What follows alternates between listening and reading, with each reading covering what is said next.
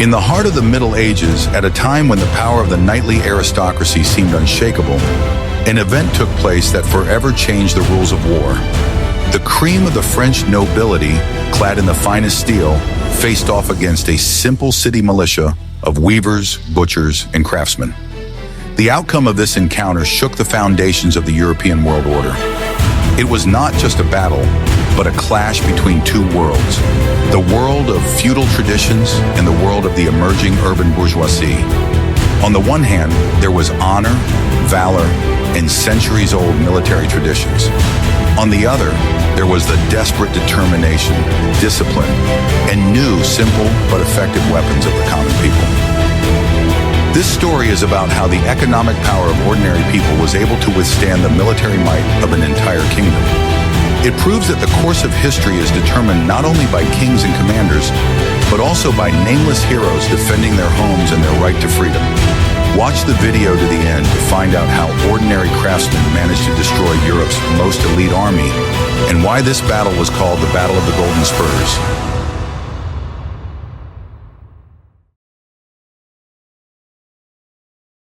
I will reveal the most closely guarded secret that was the basis of the wealth of entire nations in the Middle Ages. It's not about gold or precious stones, but soft, pliable wool. It was the wool trade and cloth production that transformed Flanders, a small region in Northern Europe, into one of the richest and most influential centers of the world at that time. The cities of Gand, Ypres, and especially Bruges were medieval metropolises, centers of international trade and financial power.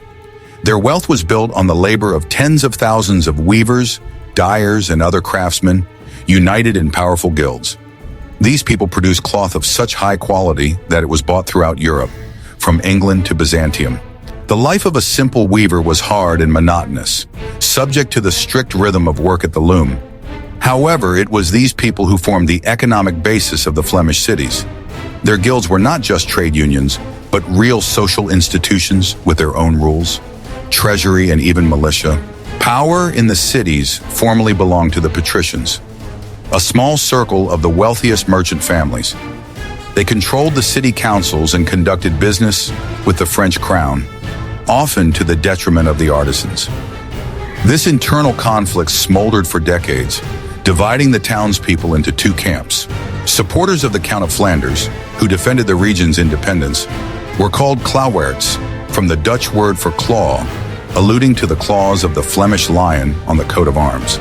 Those who supported the French king were called liliards, from the lily on the French coat of arms. This division ran through the very heart of Flemish society. Guild craftsmen formed the backbone of the klauwaards party.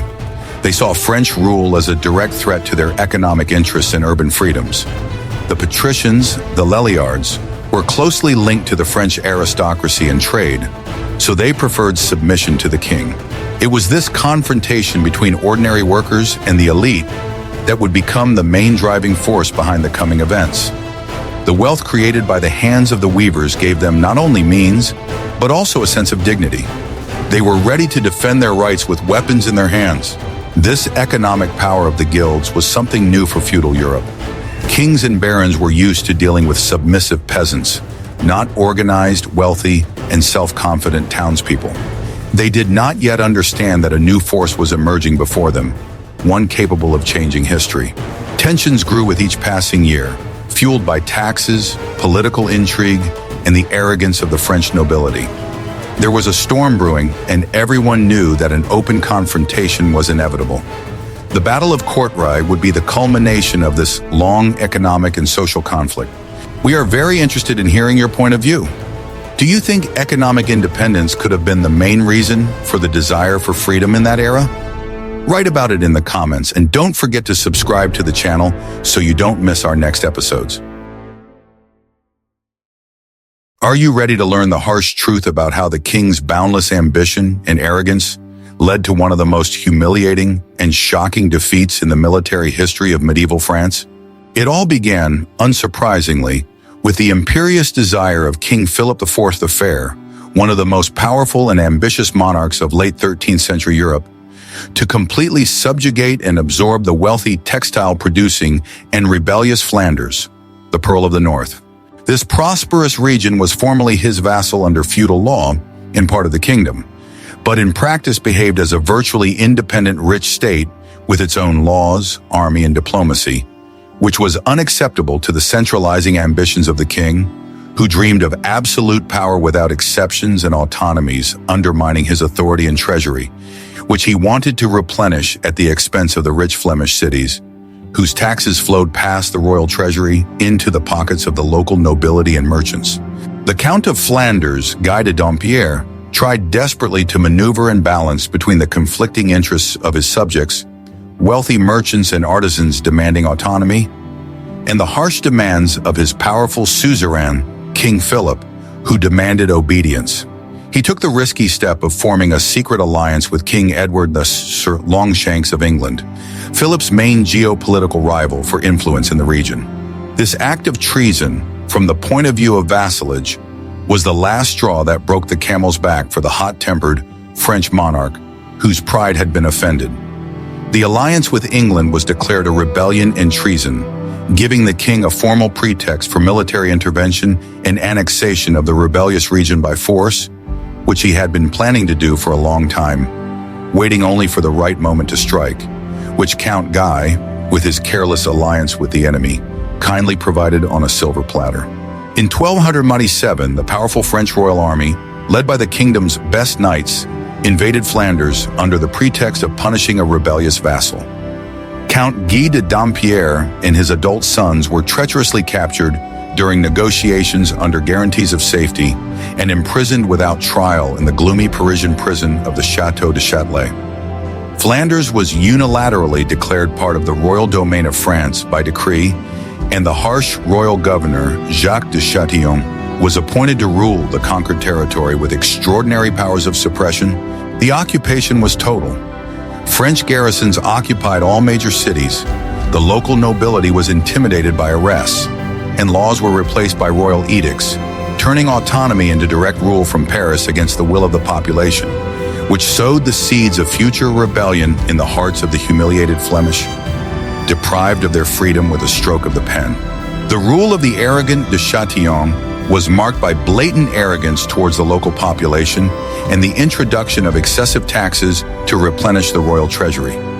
French officials and soldiers behaved arrogantly in wealthy cities as conquerors in enemy territory, completely disregarding the centuries-old local laws, traditions, and customs of the Flemish.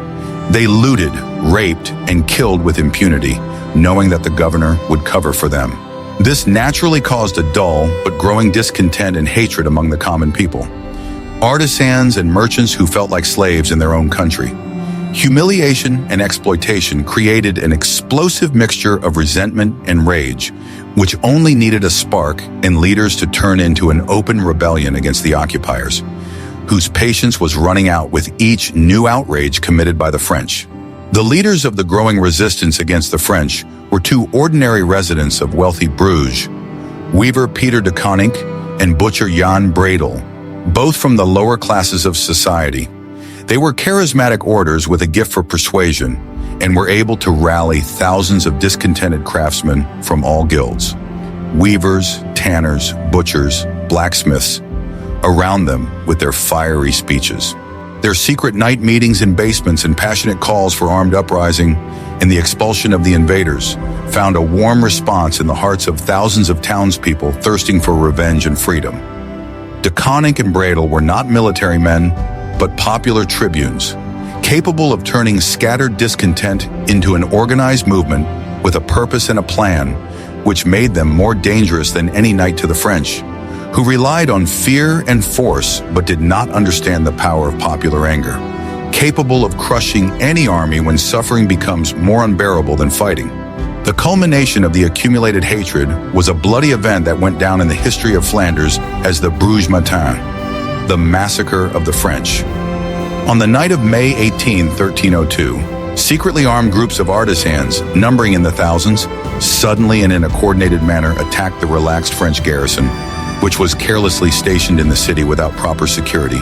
In order to reliably distinguish their own from strangers in the pitch darkness of the night, the rebels cunningly used the Flemish password "Schild en Vriend," shield and friend, which the French, who did not know the language, were physically unable to pronounce correctly due to the specific sounds, thus giving themselves away. Anyone who could not repeat the password with the correct accent was immediately killed on the spot without mercy. Language became a weapon for identifying the enemy, more reliable than any uniform or banner in the darkness, where it was impossible to distinguish faces. The operation was carried out by the rebels with astonishing cruelty and military efficiency, unusual for untrained townspeople. The French garrison, numbering hundreds of soldiers, was almost completely wiped out, killed or taken prisoner in one night of carnage, and the hated governor de Châtillon, awakened by the screams, barely managed to flee the city in his nightshirt, leaving everything behind. The sudden uprising in Bruges sent a powerful signal and set an example for the whole of occupied Flanders. The French could be defeated, they were not invincible. Fear was conquered by the first bloodshed in retaliation for humiliation. The success of Bruges inspired other cities to resist, showing that a people united by hatred and determination is stronger than professional soldiers. Caught off guard and demoralized by the suddenness and ferocity of the attack by seemingly peaceful townspeople who turned into ruthless killers of the occupiers overnight. News of the bloody Bruges Matins and the massacre of the French spread throughout the region like wildfire, and other major cities in Flanders joined the general uprising one after another, expelling the garrisons. The inspired Flemish began feverishly gathering a militia of craftsmen and peasants, preparing for the inevitable bloody response and revenge of the insulted French king. They soberly understood that the proud Philip IV would never forgive such public humiliation and the massacre of his soldiers, and would inevitably send a huge punitive army to suppress the rebellion and make an example of them. The uprising was irreversible, either victory and independence, or defeat and total destruction in retaliation. There was no third way, which mobilized everyone to fight not for life, but for death, where compromise was impossible after the blood of the French nobility had been shed.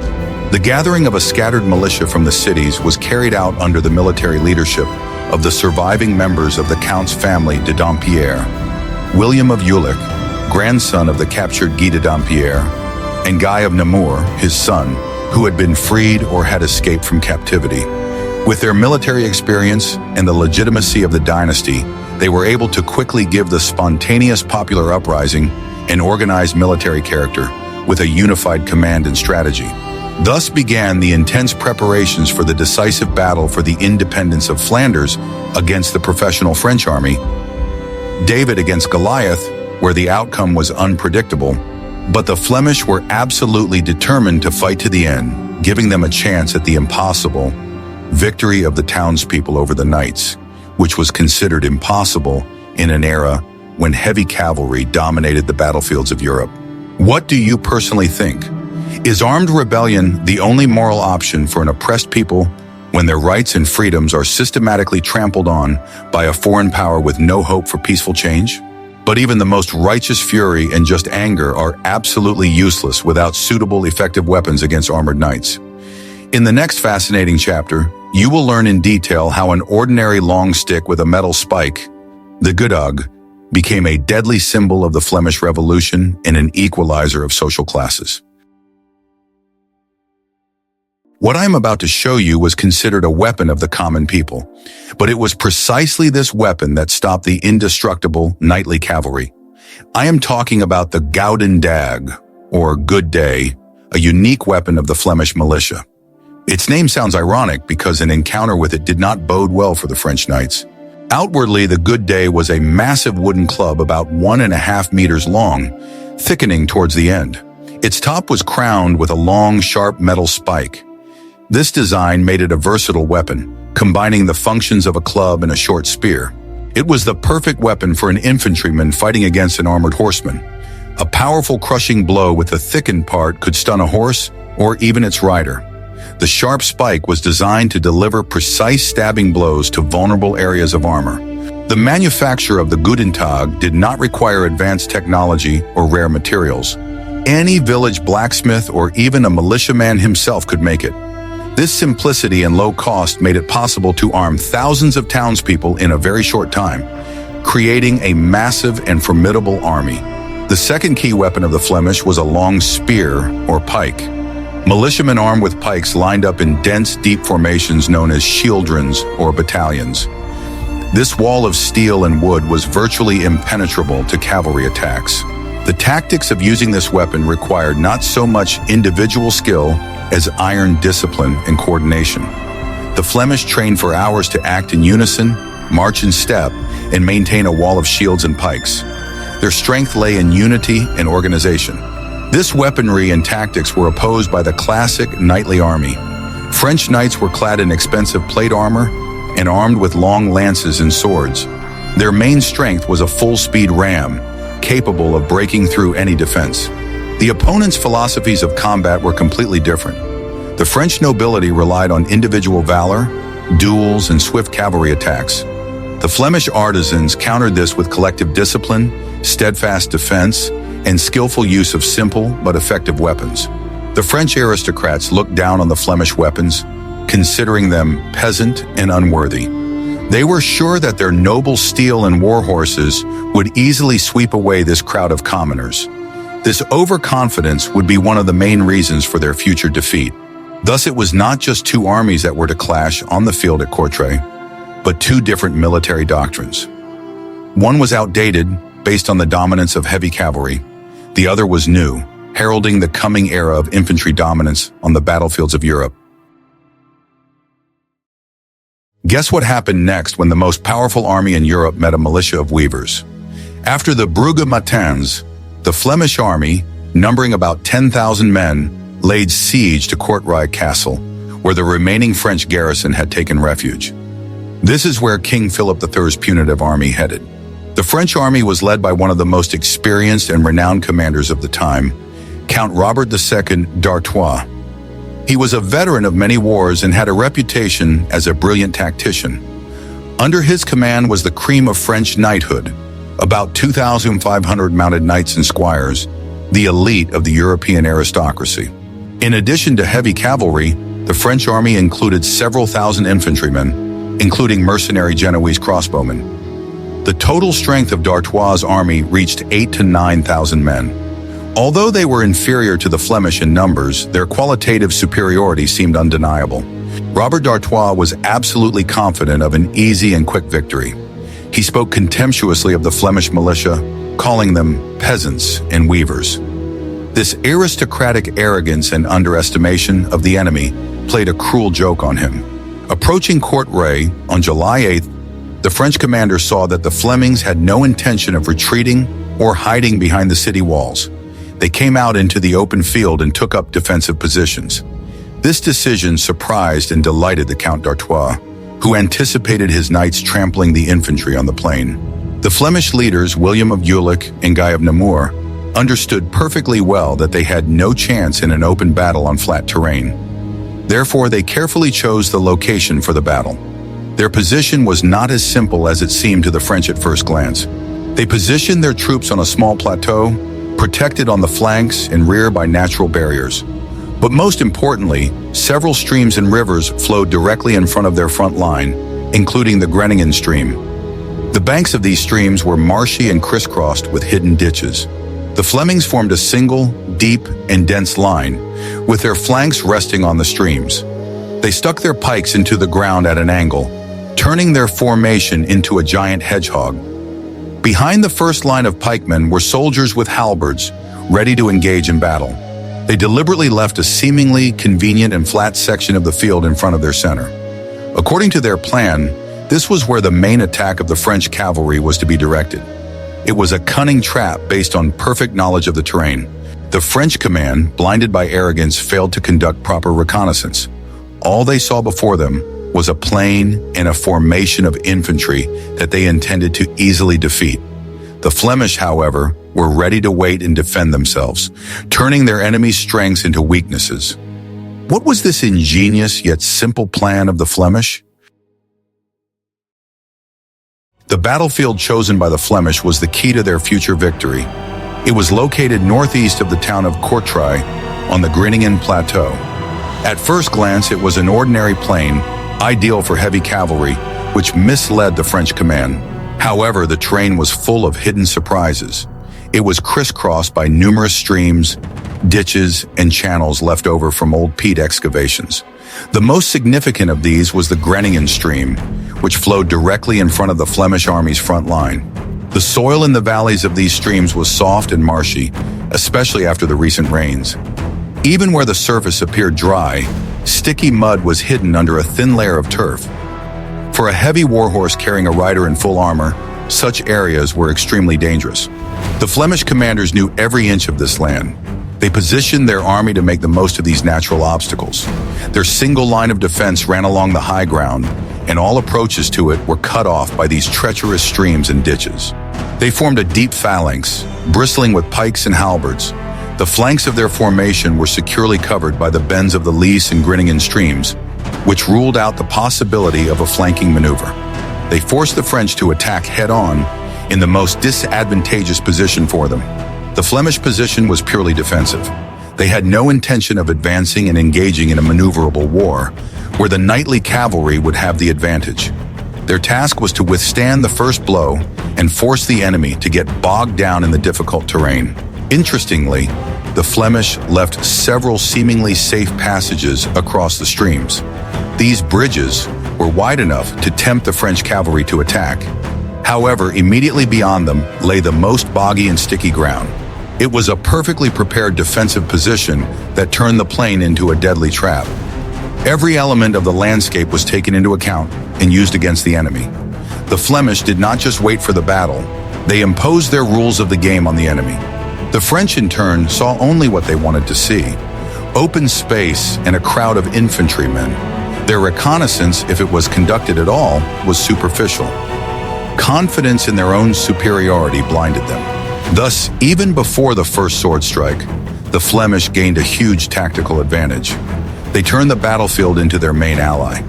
All that remained was to wait for the enemy to walk into the trap set for them. What if everything you've been taught about medieval battles, where knights easily sweep away infantry, is not true? The Battle of Courtrai, which took place on July 11, 1302, began with the traditional artillery preparation of the time. The French infantry and crossbowmen advanced and began firing at the Flemish positions. The Flemish steadfastly withstood the barrage, taking cover behind a wall of shields. They suffered some losses, but their formation remained intact. They did not respond to provocations, waiting for the main attack. After the artillery preparation, the French infantry went on the attack. The soldiers managed to cross the streams and engage in fierce fighting with the front line of the Flemish militia. At one point, the French even managed to push back the left flank of the Flemish. Seeing this initial success, Robert d'Artois made a fatal mistake. Blinded by his thirst for glory for his knights, he ordered the infantry to retreat. He did not want some rabble to steal the victory from the nobles. A trumpet sounded, calling back the infantry. This order caused confusion in the ranks of the attackers, who were forced to retreat under enemy fire, suffering losses. But for the Count d'Artois, this was unimportant. He was clearing the way for the main force, his heavy cavalry. And then came the moment that the entire French aristocracy had been waiting for. Thousands of knights in shining armor on mighty war horses lined up in several lines. Hundreds of banners and pennants of the most noble families of France fluttered above their heads. It was a magnificent and terrifying sight, designed to break the enemy's will at a glance. The knights lowered their visors, raised their long lances, and spurred their horses. The earth shook from the pounding of thousands of hooves. An avalanche of steel and fury rushed toward the seemingly thin line of Flemish infantry. To any observer, the outcome seemed a foregone conclusion. No infantry in the world could withstand such a blow, but invisible enemies lay in wait for this avalanche. Streams, ditches, and boggy ground. The knights, gathering speed, did not immediately realize what trap they were rushing into. Their rapid advance began to slow. What happened when this indestructible wave of knights reached the hidden streams? The French knights' rapid attack began to fall apart as soon as they reached the hidden streams and marshy terrain. The horses, not expecting an obstacle, began to stumble and fall. Those who tried to jump over the ditches got stuck in the soft ground on the opposite bank. The powerful and monolithic formation turned into a chaotic cluster of horsemen trying to get out of the mud. The rear ranks, unable to see what was happening in front, continued to push forward, exacerbating the confusion. The perfectly planned attack turned into a disaster. The heavy war horses, the pride of knighthood, became their curse. Under the weight of a fully armored rider, they sank deep into the soft soil, becoming completely helpless. Some riders were thrown to the ground and could not get up under the weight of their own armor. The Flemish phalanx remained motionless, watching the events unfold. They allowed the chaos in the enemy ranks to reach its peak.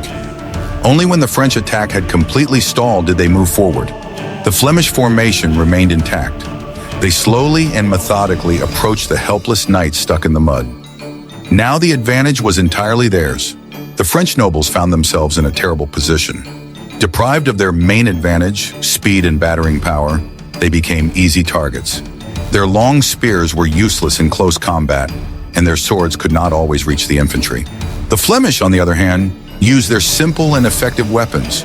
With their long pikes, they pulled the horsemen from their saddles, and the soldiers with gwentags finished the job with their spiked clubs.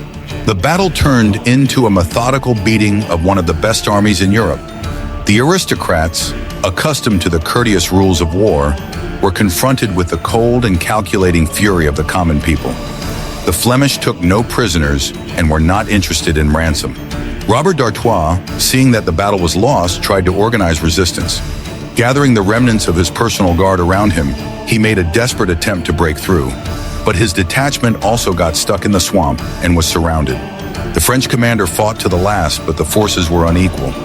He fell like many other representatives of the French nobility. His death finally broke the spirit of the French army. When the main forces of the French cavalry were put out of action, the Flemish launched a general offensive. They bypassed the knights stuck in the swamp and descended on the remaining French infantry and rearguard. This was the signal for complete defeat. The remnants of the French army, deprived of their command and seeing the destruction of their elite cavalry, turned and fled in disorder. The Flemish pursued them, completing the rout. The defeat was complete and unconditional. The battlefield was a horrific sight. Thousands of bodies covered the plain, especially in the area of the ill-fated streams. The losses of the French army were catastrophic, especially among the nobility. The Flemings showed an organization unheard of at that time. Instead of looting the fallen, they methodically walked around the battlefield, collecting trophies. Their main prize was Golden Spurs, a symbol of knightly dignity. More than 500 pairs of Golden Spurs were collected, belonging to the most noble knights and barons of France. This fact indicates that the Flemish destroyed not just ordinary soldiers, but the cream of the French aristocracy. That is why the battle went down in history as the Battle of the Golden Spurs. Among the fallen, in addition to Commander-in-Chief Robert d'Artois, were Constable of France Raoul de Neuf, Marshal Guy de Clermont, and Simon de Melun, as well as dozens of other counts, viscounts, and lords. It was a national disaster for the French nobility. The Flemish militia, consisting of ordinary townspeople, achieved the seemingly impossible. They did not simply repel the attack, but completely destroyed a professional feudal army. This victory had enormous psychological significance. It showed that the era of the undisputed dominance of knightly cavalry on the battlefield was coming to an end. A well-organized and disciplined infantry, armed with simple but effective weapons, was a force to be reckoned with from now on. The collected Golden Spurs were triumphantly brought to Kortrijk. They were hung in the local church of Our Lady as a symbol of victory and an eternal reminder of the humiliation of the French aristocracy. They became a relic of the Flemish people. The victory at Kortrijk immediately changed the political situation in the region. French rule in Flanders collapsed. The cities and the county regained their independence, which, however, would be challenged again and again in the future.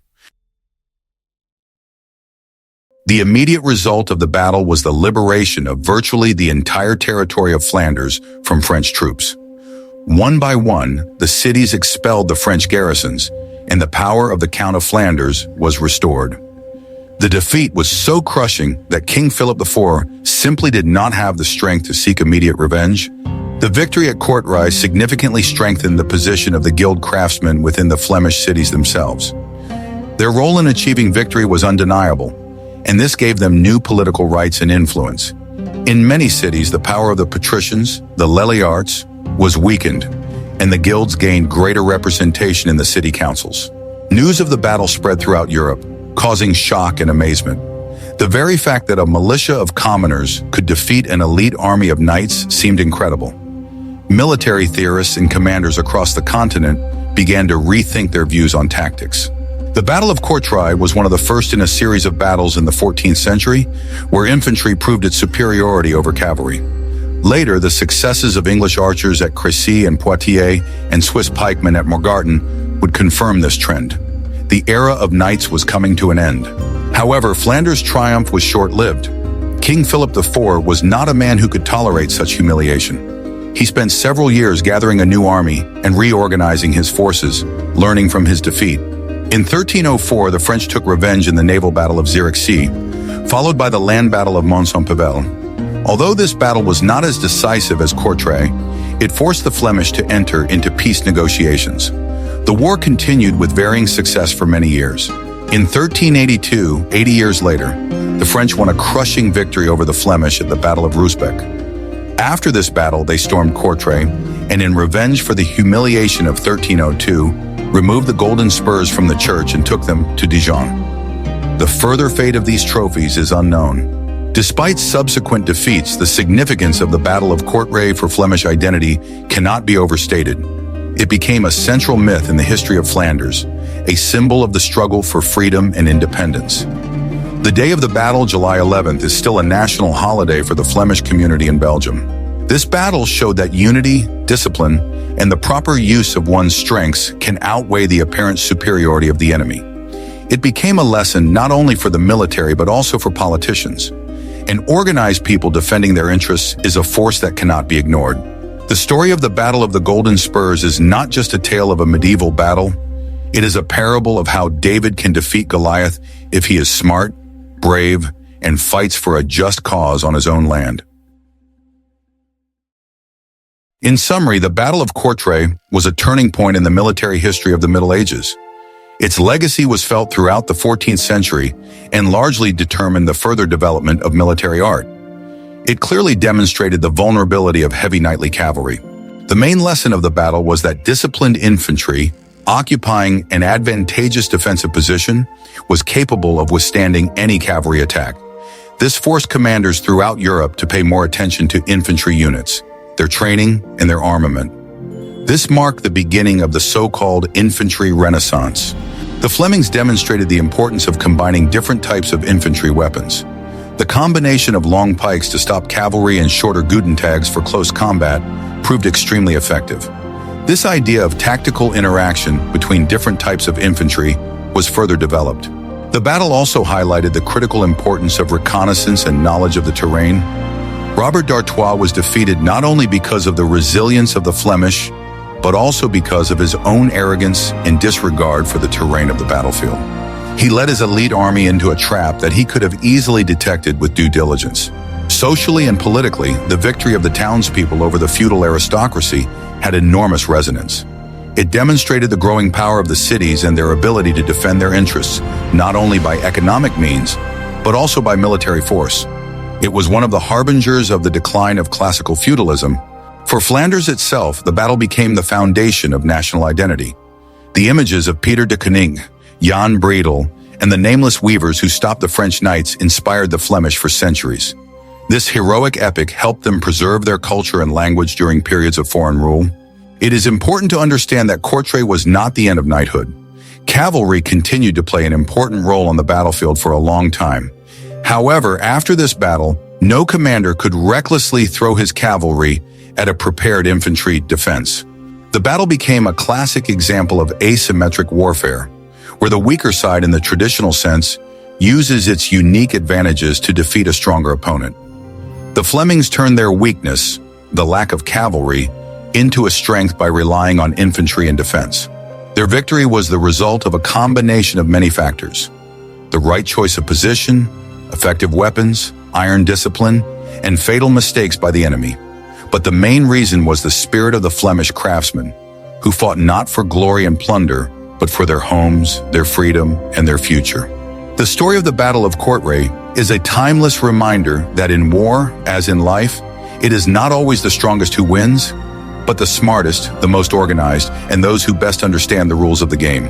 We saw how, on the field near the Flemish town of Kortrijk, it was not just two armies that clashed, but two different worlds, two different philosophies of war.